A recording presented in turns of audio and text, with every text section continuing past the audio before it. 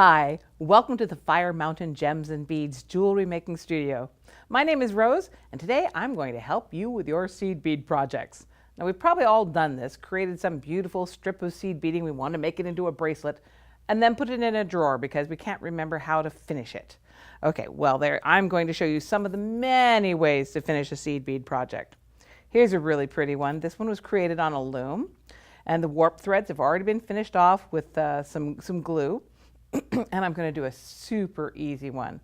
This is a slide end or a tube end specifically made for looming like this. So easy to finish this bracelet. Just slip that last row of beads to the tube. Just like that. And then all you have to do is close up that end. You can even add a bit of glue if you like, but I haven't found it to be necessary at all.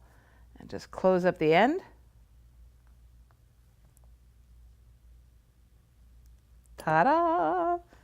Then you have room here with a loop to add your clasp. And look at that, easy breezy, finishing up that bracelet. That's a loomed bracelet.